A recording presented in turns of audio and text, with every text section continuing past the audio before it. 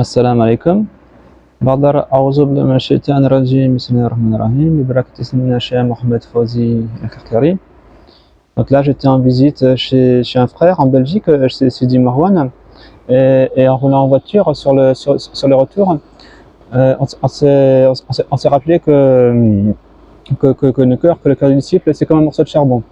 Et en fait, quand voilà, si vous avez déjà cuisiné avec du charbon ou fait un barbecue, et ben quand un charbon il est allumé, il faut souffler dessus pour que ça prenne. Et il faut mettre tous les charbons ensemble sur un tas. Et c'est un exemple que notre sœur, Cheikh Mohamed Fawzi Al-Karkari, nous avait donné à propos du cœur, c'est comme un charbon. Et c'est d'ailleurs un exemple qui a été repris par beaucoup de maîtres soufis, dont un notamment qui avait donné l'exemple que si on veut nettoyer un charbon, et bien pour nettoyer un charbon, par exemple, maintenant, si le disciple prend le charbon et qu'il le met dans l'eau, et bien toute l'eau elle va devenir noire, il va salir tout partout autour, et après il va sortir, il va promener sur autre part, il va tout salir sur son chemin, et ça va être une catastrophe. Et donc c'est ainsi que le Cheikh nous a expliqué que c'est pas nous-mêmes que l'on nettoie notre charbon, il faut trouver celui qui va allumer, qui va y mettre le feu. Et quand on met le feu au charbon, qui est au départ noir, et ça c'est conforme au hadith, c'est-à-dire c'est une ishara par rapport au hadith qui dit que les croyants ils viennent de lieux obscurs. Ça c'est le hadith dans le Coran. Et bien il est dit que le wali il prend les croyants, qu'il les fait sortir les croyants des ténèbres vers la lumière. Et le charbon c'est un morceau de voilà, c'est couleur noire, c'est noir. Et donc quand le cher authentique il nous donne la lumière, et bien à ce moment-là, c'est comme s'il allume le feu, c'est comme s'il met le feu à ce charbon.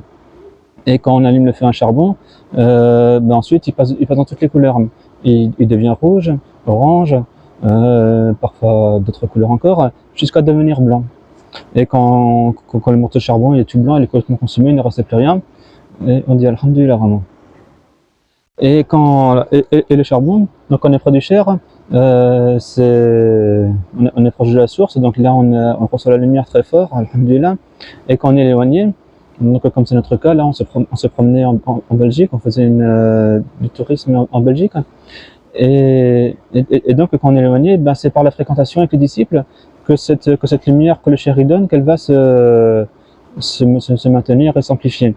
C'est-à-dire que quand on prend les bouts de charbon éparpillés, un petit peu allumés partout, si on les laisse tout seul, le bout de charbon il va s'éteindre. Par contre, si on les met tous ensemble, et ben là la chaleur elle va rester ensemble. Et si on souffle dessus, c'est-à-dire si on met du vent, si on ventile, si on souffle dessus, à ce moment-là les charbons ils vont prendre plus de chaleur et ça va les allumer.